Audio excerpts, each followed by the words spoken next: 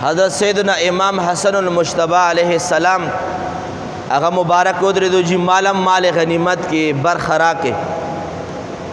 حضرت عمر فاروق رضی اللہ تعالیٰ عنہ فرمائل امام حسن المجتبی له 1000 دینار ورکړي، 1000 درهم ورکړي، 1000 درهم. سیدنا امام حسین شہید کربلا علیہ السلام تشریف اوریو فرمائلا عمر فاروق ورته فرمایل چې دلهم 1000 درهم ورکړي. دی پسې عمر فاروق سے خپل زوی رالو عبداللہ ابن عمر رضی اللہ تعالی عنہ راغه وی فرمایلا رزو کو ماتم مال غنیمت کی خپل حصہ راکړي. عمر فاروق سے ارشاد فرمایل زما زوی لا 1500 درهم ورکړي. عمر فاروق سے زوی عبداللہ ابن عمر رضی اللہ تعالی عنہما عرض کئی بابا حسنین و کریمین لا 1000 شکم وقت معشومانو وقت زغټوم ما سمره جهادونه سمره قربانیانې دا غوی په نسبت باندې ما ډېرې قربانیانې خو هغوی له 1000 او ما له 500 او زه د امیر المؤمنین زوی هم یم. حضرت سیدنا عمر فاروق رضی اللہ تعالی عنہ ورته ارشاد فرمایلو چې بچے آو تالا 500 او د حضور مبارک د نوسو د پاره 1000 عرض کئی امیر المؤمنین بابا جان اغوی له 1000 ولی په کم نسبت باندې اغوی له 500 تاسو زیات ورکړل. حضرت عمر فاروق رضی اللہ تعالی عنہ ورته فرمای چې بچے طالبم 1000 درکړي وای. دا جمله د اوریدو قابل ده. طالبم 1000 درکړي وای خو صرف دومره راته وایا چې د حسنین کریمین او پلار خو حضرت علی شیر خدا دی، تم د علی شیر خدا غوندې پلار راوله طالبم 1000 درکم. داغه مور مبارکه خو فاطمه زهرا سید کائنات خاتون جنت تا، تم د فاطمی بی بی غوندې مور راوله طالبم بیا 1000 درکم. دا اغا نیکه خو امام المرسلین جناب محمد مصطفیٰ علیہ السلام مبارک دے، دا اغا غوندی نیکه راولا طالبم 1000 درکم. دا اغا نیا خو خدیجة الکبرا دا تا دا غی پشاند نیا راولا طالبم 1000 درکم. دا غوی ماماگان خو حضرت ابراہیم رضی اللہ تعالی عنہ دے، دا اغا غوندی ماماگان راولا طالبم 1000 درکم. دا اغا خو تروراری ام کلثوم او حضرت زینب رضی اللہ تعالی عنہما دی اغوی غوندې تروران راوله تعالی بیا 1000 درکم. ته ځان ته وګوره او ته هغوی ته وګوره. هغوی له زه ځکه 1000 ورکوم چې د هغه مور فاطمه زهرا ده، د هغه پلار حضرت علی شیر خدا دی، د هغه نیکه جناب محمد رسول الله دی.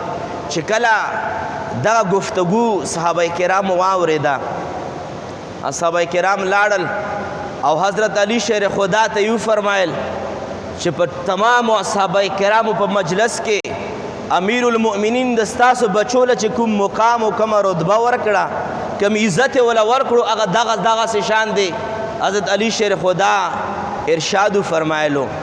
حضرت علی شیر خدا خوشحاله شو او وی فرمایي چې صحابه کرامو هغه زما د بچو قدر وکړو، خو تاسو هم دا خبره یاد ساتئ چې حضرت عمر فاروق سراج الجنت دی. جنت کې اسم رڼاګان شته، خو چې جنت ته نور ښکلا او رڼا ملاویږي دا د عمر فاروق په برکت باندې به ورته ملاویږي. چې کله دا خبره بیا حضرت عمر فاروق رضی اللہ تعالی عنہ لراله، حضرت علی شیر خدا ته عرض کوي اے امیر المؤمنین دا حدیث مبارک تا د نبی پاک نه اورېدلی دی چې زه چراغ د جنت یم. تا دا خبره نبی پاک نه اورېدلی چې او جی ما دا خبره نبی پاک نه اورېدلې ده چې د جنت چراغ عمر فاروق دی. ورته وی فرمایي چې سوال درته کومه دا لیکل ماته دا حدیث ماته لږ په کاغذ باندې ولیکه. کاغذ باندې ورته ولیکلو چې زه روایت کوم. حضرت علی شیر خدا فرمایي چې زه روایت کوم چې نبی پاک فرمایلی دي او نبی پاک د الله پاک نه اورېدلی دي او الله پاک ورته فرمایلی دي چې د جنت چراغ د عمر فاروق دی. کاغذ باندې ولیکل او خپلو بچو ته یو فرمایل چې ای بچو زه چې کله مړ شم د حضرت علی شیر خدا دا حدیث مبارک ما سره په کفن کې کېږدئ. زه چې کله د قیامت په ورځ راوچتېږم ما سره به د حضرت علی شیر خدا د لاس سرټیفیکیټ موجود وي چې د جنت چراغ چې دی د حضرت امیر المؤمنین عمر فاروق رضی الله تعالی عنہ دی. زه به قیامت په ورځ باندې د حضرت علی شیر خدا په سرټیفیکیټ سره زه به جنت ته داخلېږم. د هغه محبتو د اهل بیت اطهارو د اصحابه کرامو مبارکانو په منځ کې د هغه مینه محبتو او زه خو دا وایم چې هغه خولې د ماتې شي چې د اصحابه کرامو مبارکانو په شان کې څوک خبرې اترې کوي او هغه خولې د ماتې شي چې څوک د اهل بیت اطهارو په شان کې خبرې اترې کوي. او په آخر کې صرف یو حدیث مبارک باندې اختتام د خپلو خبرو عرض کول غواړم. حاضرینو انشاءالله العزیز زمونږ د پاکستان د اعلان مطابق 9 او 10 محرم چې دی دا د پیر او د نهې په ورځ باندې دی. یعنی د پیر په ورځ باندې 9 محرم دی او د منګل یعنی د نهې په ورځ باندې 10 محرم دی. سوچ روجی نیسی زمونږ د اعلان مطابق پیر په ورځ باندې 9 او د منګل په ورځ باندې 10 روجه دا 2 روجی نیول چې دا مسنون دي. حضور مبارک فرمای چې چا د 10 محرم روجه ونیوه تیر شوي یو کال ټول ګناهونه ورته معاف کیږي. خو چونکې چې کله حضور مبارک مدینه منورې ته تشریف اوري فرمایله نو په دې 10 محرم باندې یهودیانو هم روژه نیولې وه. نو حضور مبارک فرمایل چې آینده کال به مونږ د یهودیانو سره مخالفت کوو، مونږ به په 9 محرم باندې هم روژه نیسو او په 10 محرم باندې هم روژه نیسو. نو فقهای کرامو دې حدیث مبارک نه استدلال دا وکړو چې 10 محرم ځان له روژه نیول دا مکروه دی چې نیسئ نو 9 ورسره ونیسئ او که 9 درنه مخکې وروستو شوه نو بیا 10 او 11 روژه ونیسئ. خو که چېرې چا ډېرو مجبوریاتو د مصروفیاتو د وجې نه چا صرف د 10 محرم ونیوه نو کراهت پکې شته خو اجر و ثواب ورته ضرور ملاویږي. بعضې اوقات انسان مصروف وي یا چېرته تګ راتګ وي یا سفر وي یا کور کلي کې فنکشن وغیره وي نو که چېرې چا یو روژه ونیوه ثواب و اجر به ورته ملاویږي خو لیکن سره د کراهت نه الله کریم زموږ استاسو په حال باندې رحم فرمایي. واخر دعوانا ان الحمد لله رب العالمين. اللهم ربنا آتنا في الدنيا حسنة وفي الآخرة حسنة وقنا عذاب النار وادخلنا الجنة مع الأبرار يا عزيز يا غفار يا رب العالمين. رب کریم د اهل بیت اطهارو او د اصحابه کرامو په حواله سره او د هغوی د محبت او د عقیدت په حواله سره خبرې اترې وشوې. الله کریم زمونږ د هغوی مبارکانو محبت هم نصیب کی، عقیدت هم نصیب کی او د هغوی په نقش قدم باندې تګ هم نصیب فرمایي او د هغوی مبارکانو د ګستاخۍ نه د بېادبۍ نه هر کله مونږ نسل در نسل په امن و امان کې وساتئ. الله کریم زمونږ ستاسو د دواړو جهانو خوشحالي نصیب فرمایي. وصلی الله تعالی علی خیر خلقه سیدنا محمد وآله واصحابه اجمعین برحمتک یا ارحم الراحمین.